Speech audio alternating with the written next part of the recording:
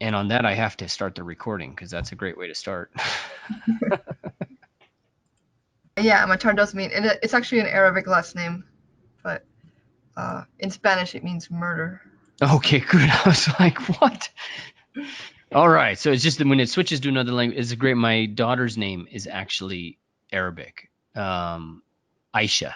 I didn't know that when I heard it. I just heard the word Aisha and I was like, I love that name. It sounds like air. And then my wife, she's Indian. She's from New Delhi. And there was a movie, a Bollywood movie called Aisha, Aisha. There's a whole song and dance, of course, Bollywood style. So it stuck. That's a really nice name, actually. Everybody calls her Aisha and drives her nuts. Aisha. Yeah, just Aisha. Yeah, you're better off sharing your screen. I'm not having a lot of luck with nice files. All right. The Ramona file, but All right. So we're here. You're looking at my screen, guys. I've got Instagram and Irene Weenie. I've got Irene Matar here with me. Irene, thanks for joining me. no problem. Thank you. Yeah, sorry, we got off to a little bit of a rocky start. I also have with me a friend of mine, Jason Finley, and he is a sculptor, character artist, and a crypto Bitcoin. No, what do how do you describe this whole cryptocurrency thing, Jason? I call it crypto assets rather. There you go, crypto assets aficionado. So we'll say that. Yeah, We'll say that. it's a hobby. It's a hobby. All right. Great. All right. So, Irene, let's start this conversation out. I'm going to switch over to Jason, and he's got some questions for you from just an artist perspective. But, just give us a little bit of background. What do you do now? What's how do you make your bread and butter, pay your rent, all that good stuff? So I work as a freelance sculptor. Mhm. I work like different contracts. I recently left. I used to work at Disney Feature for Okay. about 5 years. Yeah. Um, and now I'm working. Right now, I work for like DC and Riot Games. Um, I think that's all I've got right now. Yeah, but I'll pick up like different freelance contracts normally. I work for Mondo. I mean, I've worked all over the place, like Hasbro, Mattel, like you name it, Rhythm and Hues, Leica. So I started off doing traditional sculpture, and now Yeah. I do, digital. What would you use? Mudbox, Uh, Blender, ZBrush? I use ZBrush and Maya mostly now. Okay. Maya. Was Maya like that like totally screw your brain up for a while? No, actually, I started off. Okay, I started off my career as an animator, so There you go. no, so I guess I started off modeling in Maya before I even touched ZBrush. What?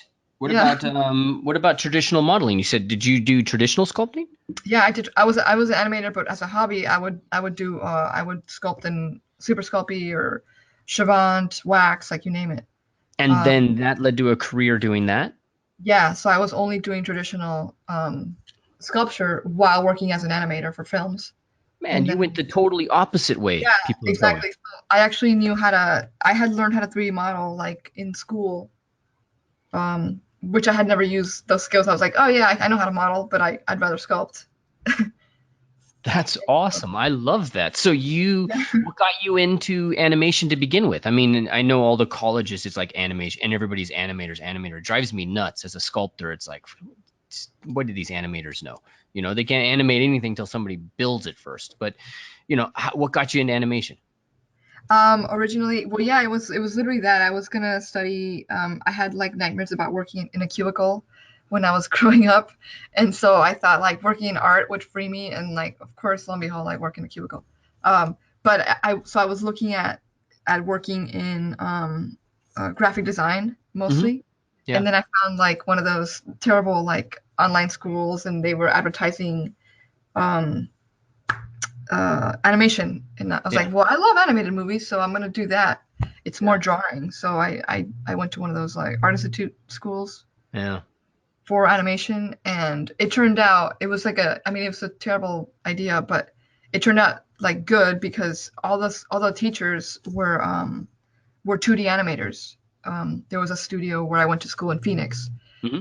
and they were all still working at Fox Studios. If you guys remember the old Fox Studios, they did like Anastasia and like Bartok, or like a couple other like total B movies. Hmm. And so they were still working in the industry, and I originally learned traditional animation, and I actually worked as an in-betweener for a while, Wow. traditionally, yeah, before I graduated. And then I moved on to, like 3D animation. How'd you learn 3D then? Did you have to do it on your own? No, like school, we had a lot of traditional animation, and we had 3D classes as well. Okay, got This it. is around like 2000, like two, like very Oh early. yeah. Yeah, You're old school like me, so yeah, I'm my super. my my first computer when I did 3D, I came back to the States from Prague. I was like this poor poet in Prague, and I came back to the States, and the only computers that ran Maya were like Octanes that were like $50,000, like $100,000 per computer, and then they had just, I think within 6 months to a year, they just shifted to the PC platform, and then suddenly it was like accessible to everybody. Long time ago. Yeah, So I actually didn't have. I had never like touched, like actually it was 3ds Max originally that I learned on. I had never even touched it before going to school. Like only school had computers that could run it, and yeah, that's where I had to learn it. Yeah. exactly. We had to stay like we Yeah. stayed in the lab, insane hours. Yeah. Exactly. So that's great. So you've been at this for a while. Do you feel like you found the thing that you love? Yeah. So I actually I thought I loved animation, and the whole time, like while I was in college, like I was always we had like sculpture classes, Yeah. and I love those classes. And then I graduated as an animator, and I really liked it. I super enjoyed it. Um, for like I worked for years as an animator before I was like I always kept the sculpture as a hobby, um, until I started making more money as a sculptor, and I left animation for good. So yeah, and I think I like it a lot more than animation now. I'm really happy because I always felt as an animator like I have nothing to offer. I felt that I didn't have that much to offer studios. Like I could animate like anybody else, but as a sculptor, I felt like I had a lot more to offer companies and studios and just art in general. Yeah. Do you ever sit back and think, I'm going to be doing this when I'm 60? Uh, no, I hope so. I hope this is still around by the time I'm 60. What do you think is going to go on when you're 60, when we're 60? I was thinking of this just the other day. I was like, you know, because part of me, I grew up wanting to be a traditional artist. So I was like oil painting. And now I'm doing photoreal stuff, in marmoset and dealing with subsurface scattering. And it's like, God, there's so many crazy things happening. Yeah, like I actually wonder, like, there's if you think about who your like heroes are, who you look up to in 3D modeling, like how old is the oldest guy that you really admire? It's basically my age. Yeah, exactly. So like there we don't have a lot of role models for this career. So I try to like look out for people that have been doing this longer than I have, and there's not a whole lot of them. Yeah. And see what they're doing now. Like they're kind of branching off. If they're still doing it, or if they're like if they branched off into different things. If they're supervisors now. Like what happens after like when we want to progress in our career. So I'm actually really really really curious. That's great because we're at that stage. The supervisor is the next question. Do you become? And I have friends that did do the supervisor route. They're not necessarily happy with that decision, you know. And then once you're in the supervisor route, you get out of the tech side. So then it's hard to get back Yeah, into it. yeah. Then you lose practice, and then when you lose practice, like everybody is gonna like do everything twice as fast as you for half the price, and then you're Hmm. like worthless. So Yeah. yeah, I worry a lot about when I'm 60. Okay, good. I'm not alone. I took a year off to focus on the business, and I came back, and I'm like, oh my God, this is a lot of stuff to learn. Yeah, a lot of my animator friends went on to teach like online schools and that sort of thing, and I guess the same it could be done for 3D. Hmm. But yeah, other than that, like I don't know, I don't have a plan. What's yours? I don't know. I'll let you know. I'll let you know. So tell me about this transition from animation to actually to freelance, basically, because I know a lot of people that like to do that. Scary as hell, because you said DC and Riot, so those are two really stable companies. But in the beginning, you're not generally working with stable companies. You're just Right. picking up gigs. So like How'd you originally, switch? yeah. So when I switched, I think everybody. So I was working. So I worked on like a film or two as an animator, Hmm. and then I started working in video games. And of course it became 2008, and everybody knows what happened in 2008. And so the company I was working for went under. Mm. And all the companies that I applied everywhere, everybody had gone under, and I couldn't get any work anywhere as an animator. And so I went to Comic-Con, and there was like some job fair stuff, and I saw Hasbro had a booth, and I went up there and I was like, oh, well, I have all this sculpture stuff. I'm just going to try and apply with that. And I went up to Hasbro, and I remember it was the most awkward interview. I literally just like slid the guy like my paper, it's like paper portfolio. I just kind of like, he's like, hello. And I kind of didn't say anything. And I just like slid my paper over to him, like my portfolio. And he probably didn't speak English. And he kind of like flipped through it, and he was like, oh yeah, this is pretty good. And I had a bunch of clay maquettes. Um, and then I didn't hear back. And then a few months later, like I was like totally needing money because my job had completely gone under at that point, and I was late on rent, and I got a call from Hasbro, and they're like, hey, you want to come work for us? Like we'll like house you for 6 months. And I was like, What? yeah. And I was like, are you guys in California? And they're like, no, we're in Rhode Island. And by the way, it's like December when they called me. Like, Okay. no, we're in Rhode Island. And I was like, okay, I guess I'll take it. And they're like, cool, can you get on an airplane in 3 days? Like, it was literally 3 days. And I was like, What? are you guys serious? And they're like, yeah, we need somebody like real soon. And I was like, oh my God, I don't have a choice, do I? And he's like, no. But you're late on rent, so you don't have a home anyways. Yeah, exactly. So And I was like, okay. So I literally had to like give my dog to like, I think my mom had to come and take him. And I just got on an airplane. And by the way, I'm in Phoenix at this time. I'm still in Phoenix. And I got on an airplane and I flew to Rhode Island. And by then, I think it was right after New Year's. It was like early January when I flew. And mhm. and then it was like really, really, really, really cold. It was 9 degrees. I remember it was 9 degrees because Ah, I had lovely. like 70. And Nice. And then the wind chill, right? Because it's probably windy as it hell. was, I had never, yeah, that's never happened to me before. And I had to get in the car and like, drive to Hasbro, and I was like, I guess I just drive to Hasbro now. And they had set me up at a hotel, like in a center stay, and that was, and it ended up being like really cool. They trained me in how to do everything. Hmm. Everything was done in wax still, wax and yeah, mostly wax. And then we did like resin copies and stuff, and they completely trained me, got me all the equipment I needed for 6 months. And then I was like, hey, you guys know I know 3D, right? And they're like, you know 3D? And I was like, yeah, kind of. And then I started doing a little bit of 3D for them as well. And after the 6 months, they kind of like cut you loose. They're like, cool, you're trained. Now work for us. And I did for a while, and then I I called Mattel, and I was like, oh, you guys pay a little more, cool. And then I worked for Mattel, and I started, Nice. yeah. And I moved back to California. I moved to California, and I just worked contracts from then on. And then I also worked for like, I got a bunch of clients at that point. I worked for like Jim Henson, and I was doing also like clay maquettes, and I worked for Leica on Paranorman. It was all clay maquettes as well Mm. for a while. And those contracts I would actually like, those were longer. Like Leica was like, I think like 6 to 8 months that I lived in Portland, and did a bunch of sculpture Was that there. digital or traditional? Traditional, all traditional.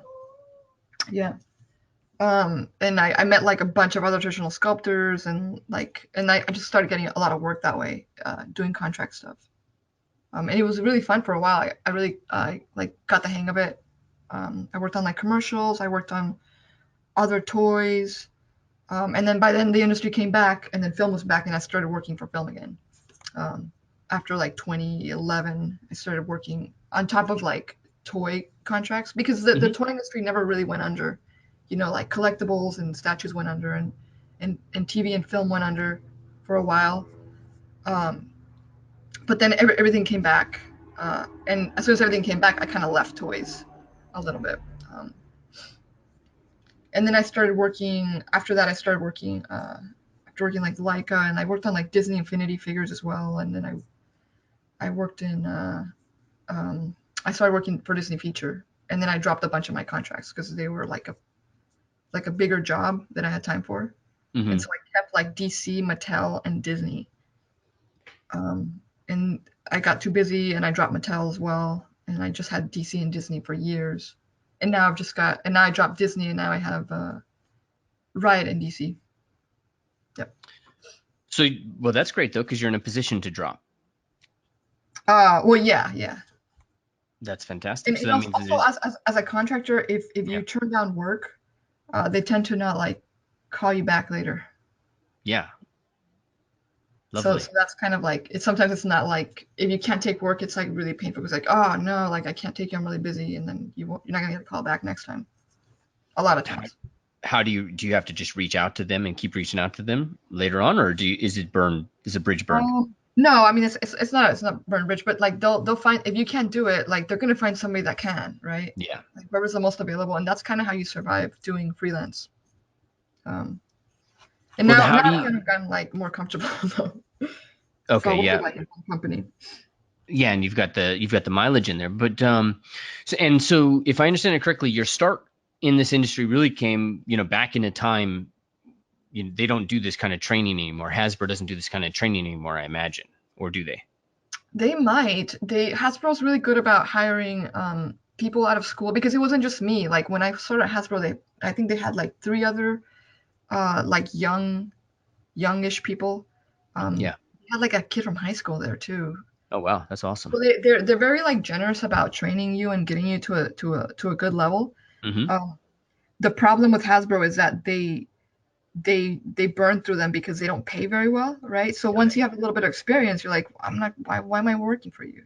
Like, right. The pay is not, it's like good student pay, but it's not professional pay. Yeah. And that's not to say that they pay everybody like that, but that's the reason I kind of like moved on, and that's why Hasbro's a good like jumping off point. And I think they have internships to this day. Like I think they recruit out of colleges.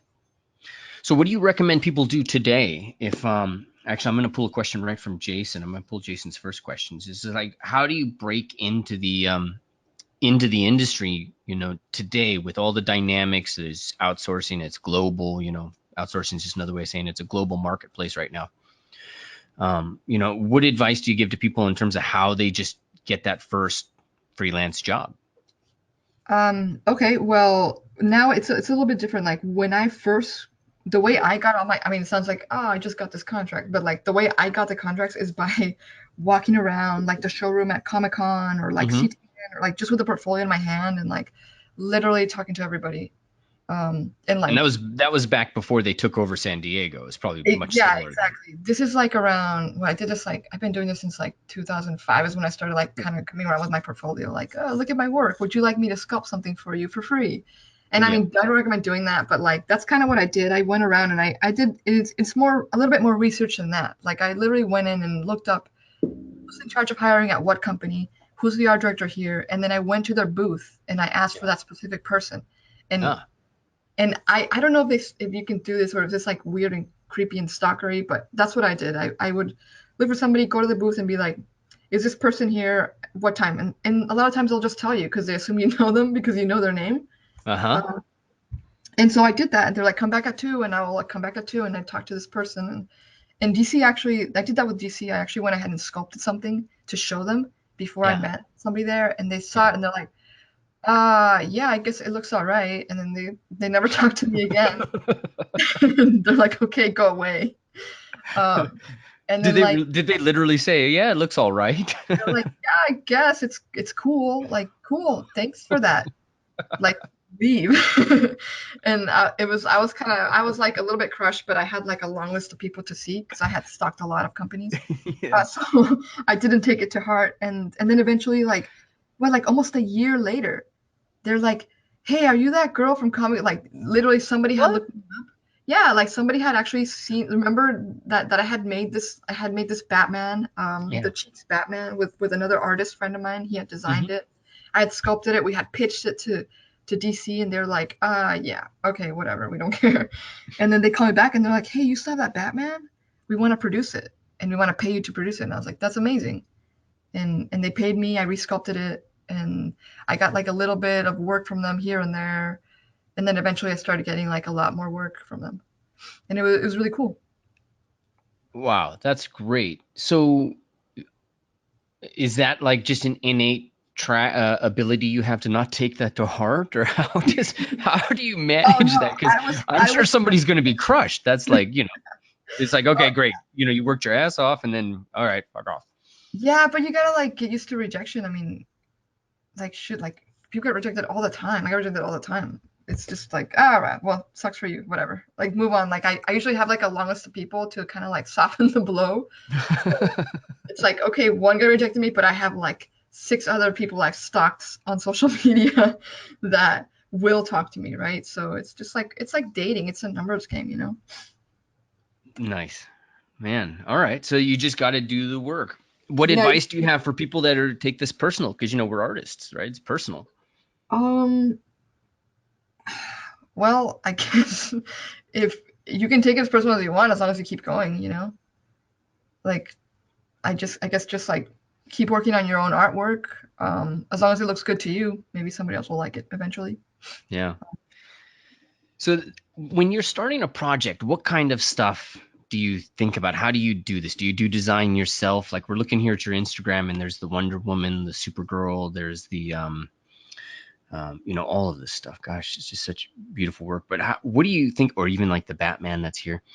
What do you think about? How do you start to prepare? Do you read? Do you draw? Do you do a bunch of clay? How do you do this? So I'm actually a little bit ashamed that I don't do a lot of personal art anymore, but I used to do a Hmm. lot of personal art. And I used to like research for like weeks before I even started. And I do like sketches, and I was very like, I guess, disciplined. I wouldn't let myself start until I knew exactly what I wanted. Um, but now that I do it more commercially, Hmm. um, I don't, yeah, I guess I don't do much research. I mean, they give me the artwork, and I'll look up the artist, and I kind of, well, I guess I do a little bit of research. I like to see what's kind of what inspires the artist. Like I look at some of the artist's other work, and if I get like one image, let's say I only get a profile from this one artist, like I'll look up Yeah. his or her other work, and I'll try to get different views to see how this artist like treats different angles. So yeah, in that sense, yeah, like I will do a little bit of research. And then what do you start with?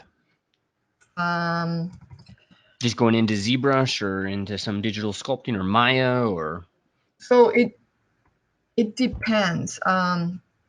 Depends like if I have like I get a lot of animated artwork, like a lot of really simplified stuff. That stuff I will usually either start straight out of Maya, like if it's super basic, like super simplified, or I will start in ZBrush and then just do like a super low like retop on it. And that's kind of how I start. But let me find an example though. Um, let me see. Like, you looking at your files? yeah, I'm like looking at Okay. for something to show. Yeah, that'd be great. I can always switch over to your screen too. So Sorry, but let me. I'm such a mess. It's embarrassing. So I guess like the most research I ever did was probably for if you guys ever saw those little Disney Infinity figures. yeah. That's like by far the most research I ever did on a project because I was brought in there to do like visual development on those. Like it was Hmm. very early, so they had a bunch of artwork. Um, and so that was really fun. I did so much research. I did like drawings. I did like hand sculptures before I even went to 3D. Um, Let me find. I guess these are already out, so I can show them.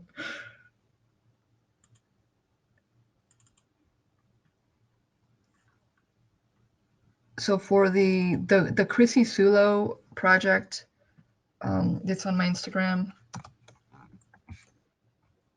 I did 4 different superhero girls. Mm-hmm. That's not the right one.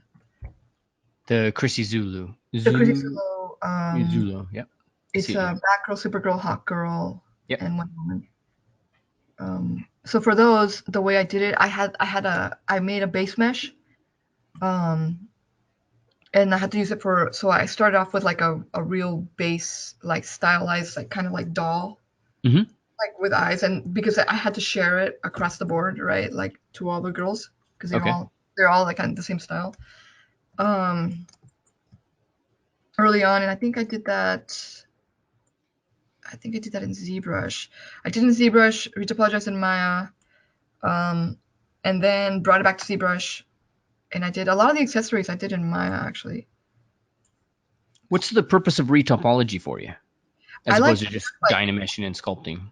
I don't like to for this animated stuff, which is supposed to be like perfect, like razor sharp edges and like super clean. Like I don't use like smooth, and I don't use any of that stuff. Like I'll just model it. Like super low, and then you get like a perfect curved surface, and it gives them that look of like especially for like young girl toys and young boy toys, like just a really stylized look. It's easier. It's easier to model or retopologize. Oh, I just crashed. You gotta be kidding me. I'm so sorry. That's all right. That's all right. We're showing my screen anyway. So. Files. So yeah, I like to work like my files are very, very, very light normally because I have to do a lot of working contracts. So you have to do a lot of changes. Yeah, there it goes. Crash. Okay, so you basically model these. It's not that they're necessarily ZBrush sculpts. You're just going back, 12 years to basic polygonal modeling. Yeah, for my really basic ones, yeah. Like the super animated styles, of course, yeah, I'll mostly model that stuff. Okay, or I got it. I'll retop like super low. Okay, how do you handle the texturing and all of that stuff when it comes down to it? Because like Hawkgirl and it's got a whole design on it. I don't do, you know what? Like a lot of the animated stuff is all smooth. Like I don't do a whole lot of texturing. If I do, what's the last one I did texturing? I did like one of the Supergirls. Like I used Marvelous for her clothes, and I know very, very, very, very basic Marvelous. Like I'm just like I can barely survive in that software. But yeah, pretty intense. Yeah, it's I mean it's not that difficult, but like I can do like skirts obviously are super easy, capes, stuff like that, pants even I can do. And so that's what I'll do in Marvelous, and then I'll clean up in ZBrush. But I don't actually start to sculpt until the piece is almost done. Like for my more realistic detailed stuff. Yeah. Find a good file here. And then some stuff I do, even if I do sculpt it, I'll usually go back and retop it after I'm done, just so I can like subdivide it, because that's kind of like that's how you do the whole animated look.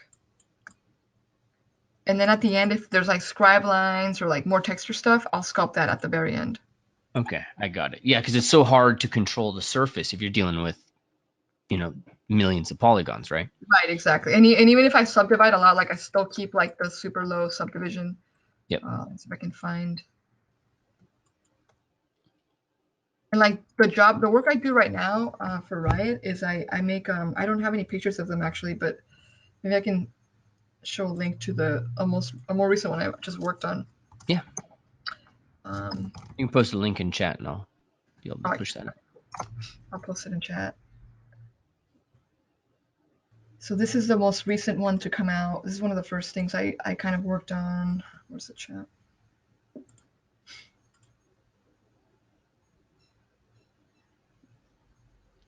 It'll be a little speech bubble in the interface.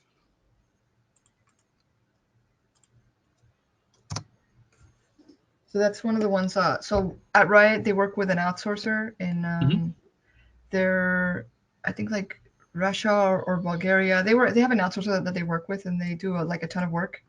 And then my job currently right now is I'll do some of the statues, some of the stuff I'll like fix. On this one specifically, it was partially completed when I Hmm. got it, and like all these accessories, they had actually modeled. I think they modeled most of it because this outsourcer, they do mostly video games, Okay.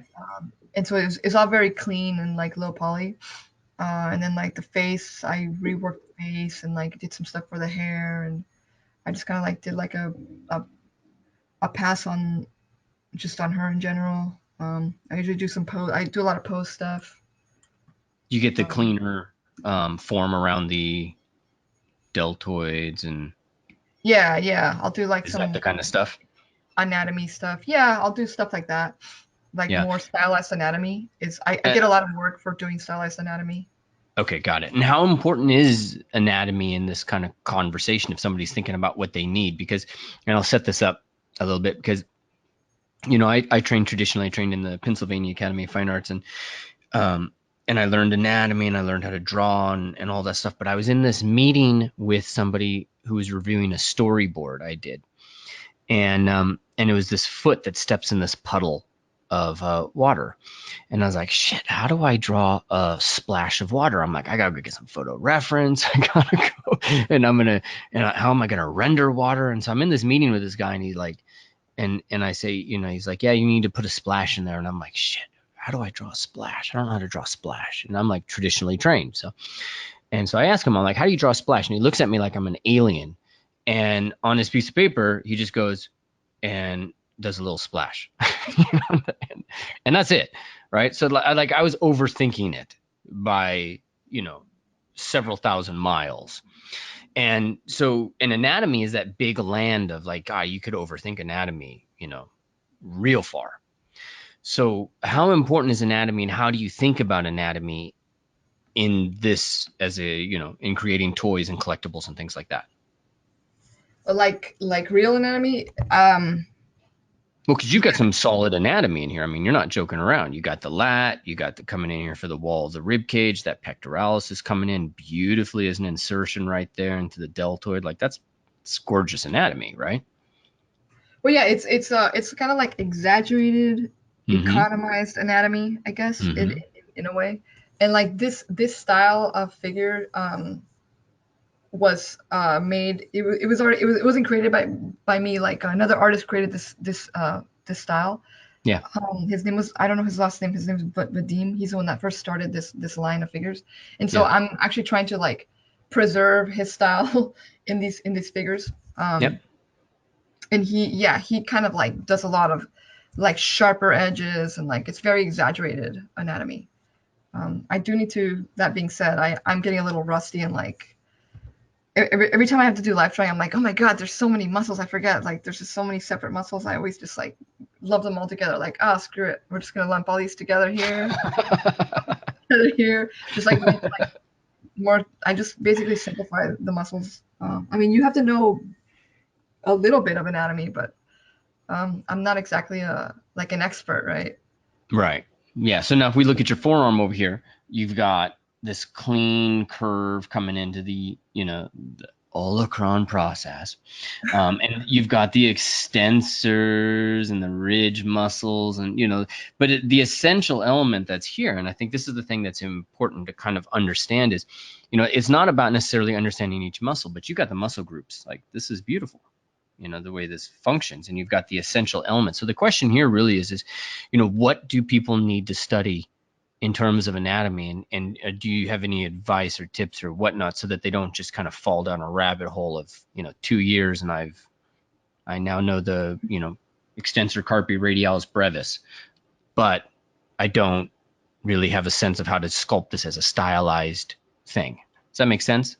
Yeah, yeah. I guess silhouette. Well, I guess like silhouette's kind of important. Like you could, I guess you have to kind of like pull out a little bit. Like if you look at something too closely, like you remember when you were young and you used to draw like eyeballs, and you like start with like the iris, and like you start from the details, right? So Yeah.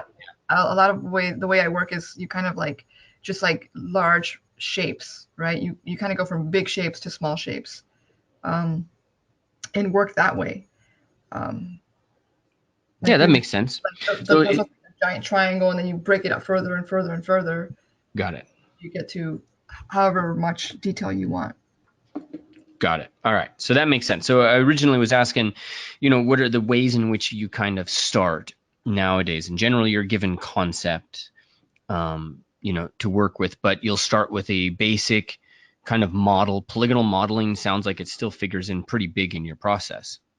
Yeah, So that's great, well, 'cause kind of. Or you know what? Like most of the time, I just take an existing kind of base mesh that I have, yeah, uh, and I'll kind of like, yeah, I'll like warp it to like basically like the basic shape of the character. Because a lot of times, like I'm not getting like eight heads tall figures all the time, right? It's right. always different for me. Like sometimes I'll get like two head sizes characters, right? So I just like kind of mush that around in ZBrush until I get the right proportions. Mm-hmm. And then I either like take that back to Maya and retopologize, or I just keep it the way it is in ZBrush and keep going. I have some really, really low poly base meshes that I sometimes start with. Mm-hmm. A lot of times I like to start from scratch though. Got it. All right. And what about 3D printing output? Do you have to worry about any of that stuff, or does somebody else deal with that? No, that's I have to worry about that stuff. You do. Yes, I do. It sucks. Well, not every contract. I mean, for Riot, I don't have to, but yeah, like keying and all that stuff, it's a nightmare. Yeah. Actually, no. Okay, ever since I think ZBrush, like the live boolean thing, it like changed my life. Like where Okay. something that could Good. take me probably 3 to 4 days to break up a sculpt, I can do in one. You know, a lot of times. So One rough day. yeah, one horrible day, but I can do it. Good. It's not, yeah, and I can show you some examples of the keys like for these Chrissy Sula Yeah, ones. God, I'd love to see it if we can switch, or if you can share, send me a link. I Because I don't know. think that's one of the missing pieces too for a lot of people. Yeah, a lot of really strong ZBrush artists, like they're like, oh, look at what a good sculpture, and like they another thing I don't do is like I don't render or anything. So they're Hmm. like, yeah, like they're great sculptors, but in order to print something out, like in order to have it show up, um, it's not that easy. You have to kind of exaggerate a lot of edges and like crevices. Like you just have to like exaggerate everything so when it prints, it's gonna get filled in a little bit, and production Yeah. as well is gonna fill in. That's why I think my stuff is more successful, especially my Batman line, because I tend to exaggerate edges a lot. And after Mm. production, everything looks fine. But if you see the models before they get produced, like they're not that nice to look at. Um, that one's kind of the exception. Like that render looks good, but like the really stylized ones, like if you look at my files, they look like just awful. And then they get printed and they look okay. Like you can see on that Superman, you see how hard edged everything is that I've modeled in. Like Hmm. his jaw is literally like just flat. Everything's flat, and then when you see the toy, it's a little bit more rounded out. And same thing with Lois Lane. Oh So yeah, you there's can see it in the image in the background. yeah, you can kind of see it. The model doesn't. I don't generally display a lot of my models because they're not super appealing to look at. Because you have to model a certain way, you have to sculpt it a certain way digitally in order to get it to print correctly. That's fascinating. So, and Yeah. then, okay. Which is why you never see my my process work online because it doesn't look Uh-huh. good. Other than this image. Yeah. That's a missing link, I think, for people. That's an important Yeah, notion. and that's really important. People that sculpt very very subtle, like soft things, and technology Yeah. is getting better and better every day. But for people that do like very soft, subtle sculpture, organic stuff, like it's gonna get wiped out when it gets printed. Yeah. A lot of that stuff gets wiped out. Do you know what you're printing at? Do you know what the micron is? Do they have like do they prep you with some expectation there, or? No.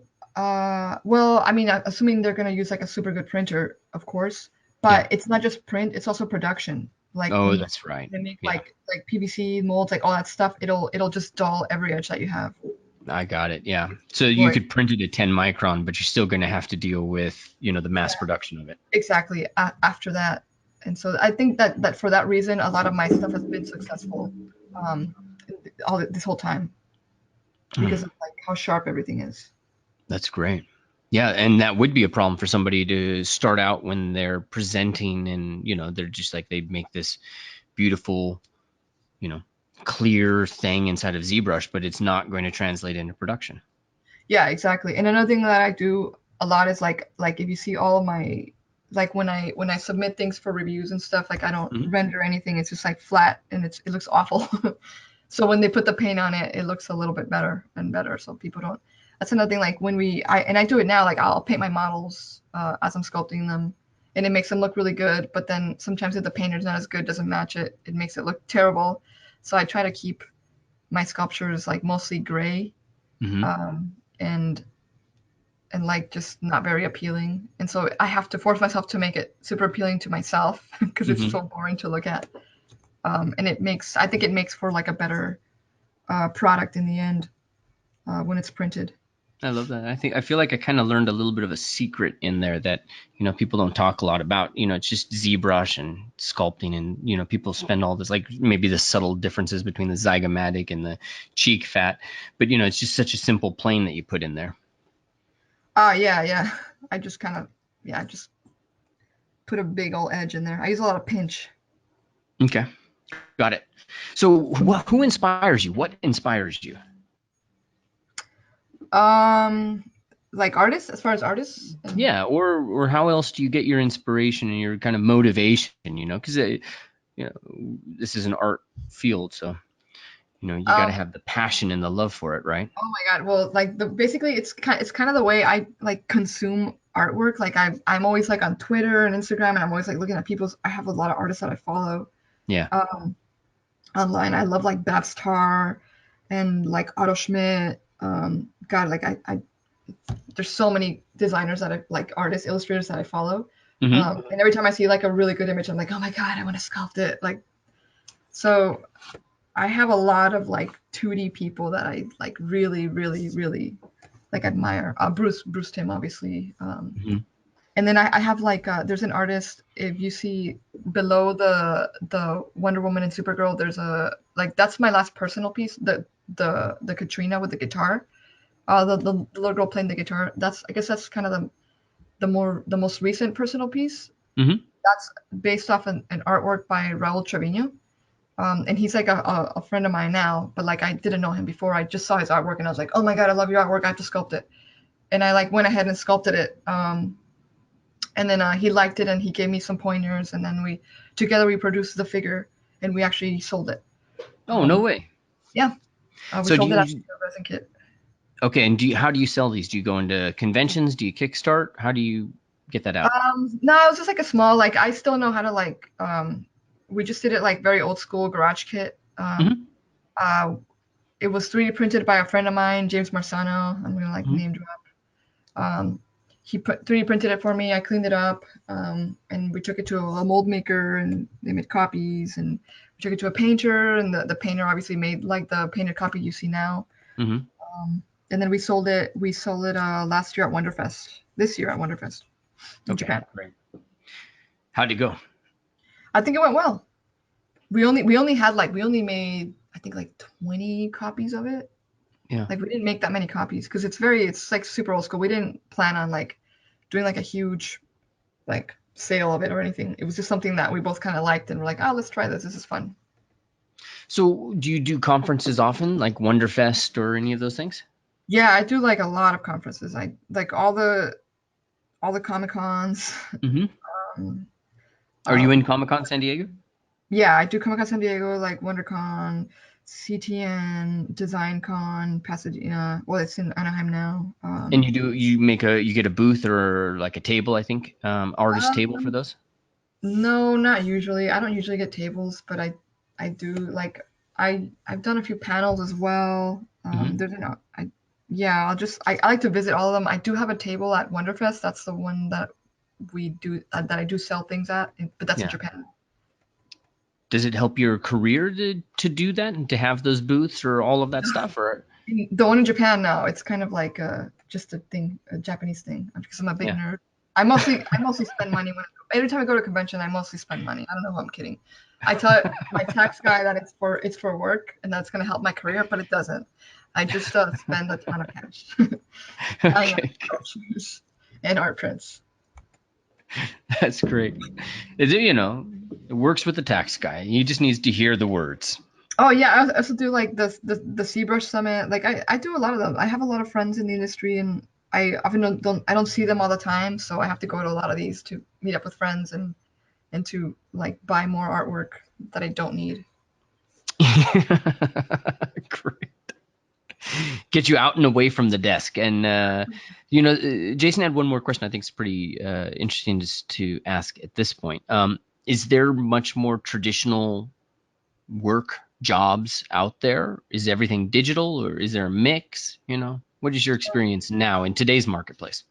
Okay, so the last traditional piece I made was in 24. It's like a mid like fall of 2014 was the last, Mm-hmm. and I had no idea I was gonna be my last one. Mm-hmm. Uh, which is kind of sad. I still have all my equipment. It takes so much space to do traditional artwork. Yeah. Um, yeah, I had no idea that was it. Since then, I've had one company ask me to do something traditionally, and that was Sideshow. Okay. That was 1 year after that, and literally like nothing since then. That's it. And a lot of my friends, same deal. Like, I don't think I know anybody still working traditionally anymore. Maybe, oh, you know what? Kent Melton. Not even Sosa, right? Eric went digital. Oh, Eric. Oh, yeah, Eric. Eric was in my house like when I first started. That's funny. He I was what, should sorry? say he was in my house when I started doing this. What? Yeah. Oh man. Yeah, no, I know Eric. I've been to Oh, Eric's house. Eric's a great guy. he didn't even mention it. That's What? terrible. Yeah, he knew I was doing an interview. He's like, yeah, I'll hang around for a little bit and then I'm gonna leave. And then he left. Wait, you say you're in Phoenix? No, I'm in LA. Okay, all right, good. Yep. Well, that's awesome. You have to say hi to him next time. We actually did a talk with him just a little while ago. Are you serious? Yeah, What? I don't Oh, think it's been out yet. okay. I was kind of saving that for the end because he kind of, Eric. He's got great energy, right? Yeah. Yeah. Yeah. We've done a lot of conventions together actually. Oh, yeah. I got to Yeah, do an and Eric interview. and we actually share a table in Japan. Oh, okay. Yeah. That's Wonderfest then. Wonderfest Japan. Yeah. Sweet. All right. So, Jason, you got any more questions? Now that I've purloined all of your questions. Yeah, no, I mean, you did a great job, Ryan. Thanks. It's like Uh, I might be a no, professional. yeah, no, almost, right? Almost. Uh, I guess really the question that pops out to me is, Irene, like, you don't have to look for work anymore. It kind of comes to you now. But if you're breaking into the industry, is there a place that art directors that you're specifically targeting would see something? Wait, sorry. Uh, So if I'm looking for work, yeah, if you were um, looking for work, if you were either in the industry but only recently, or you were trying to break in, is okay. there a Comic Con or a forum or a place on somewhere on the web that you would post something to have the art directors that you're trying to target to get a job to look at stuff? Oh yeah, of course. So well that's another thing. If you're looking for work, I mean, it depends what you're looking for. The first thing should be you should make work that looks like the work that you want to do, right? To get noticed. And if your work, if you're trying to do like sideshow style work, um, definitely like, like go to Monsterpalooza, make something that you think Sideshow would want to see, or that looks like something Sideshow would make. And same thing, like if you want to do like Disney style work, like make that kind of work and go to the conventions that Disney's going to be at. Like do your research. Like Disney hires out of like they do portfolio reviews at CTN. Find out what schools they go to look for portfolios. Like for a lot of collectibles work, we use ArtStation a lot, like to look for uh, like people to hire. I've seen them use like Instagram ArtStation, just make yourself, visible. It's a little bit harder now. It's not like it used to be when I first started because there wasn't a lot of us, but now there's a lot of people. Um, I definitely like hit up if you know, like for example, Corey Loftus works at Disney. Like I'm gonna ruin it for him, but like do something like of his artwork because you know he's working for Disney, so make something that he's already made and show it to him, and like and so on. Just do a little bit of research. Okay. And do you That's what suggest having multiple pieces or just one specific piece for that kind of job? And how technical do you go? Like, do you make all the keys for it, or you just do the concept sculpt kind of thing? So okay, so I would do if you do like one really good one. If all your work looks somewhat like Disney and DreamWorks, like animated styles, like that's fine. If you make one really really good one, make sure you promote the hell out of it Mm-hmm. on social media. And like I said, if you're gonna make like let's say you want to make something based off of like Corey Loftus's work or like Dave Igo from Sideshow, like he's our director there, like make something that like based off of his work, impress them, impress the people that are like making the work for the studio that you want to work for or company. Okay, so you're saying the technical aspects aren't as important as getting the No, eyeballs on the piece. it's not. Like, I mean, if you wanna, I mean, obviously make sure you have that base covered as well. If it does get to the point where they notice you and now, okay, Mm-hmm. let me see your wireframe or whatever. Let me see your, like if you're into video games, obviously let me see all your textures and let's see like all the technical stuff. So make sure you line that up, but I don't think it's really necessary just to get noticed off the bat. Okay. All right. Well, that was my question. Awesome. All right, Lewis had a question, and I think we'll probably wrap this up. I think Rashid had another question. So, but Lewis was wondering, how long does it take to complete a piece? And I'm sure there's a lot of variety in here. But can you give us just a sense of like the process and time frame, and do they give you 2 weeks? Do they give you a month? How's that work? For like collectibles pieces. Yeah. Okay. So yeah, because I also done like production artwork for films and stuff, but like for a collectible statue start to finish, Yeah. I've actually finished one in under 3 weeks, which is a lot because there's like a whole base and a bunch of it's actually there's a Harley Quinn with a bunch of hyenas um, that I actually finished in under that one. Oh, Wait, sorry. yeah, There we go. it's Harley's Holiday. Yeah, that one. And it's easier when it's animated for me because I can go really fast. But let's see. So you block in about like 2 weeks to block and then you get like feedback.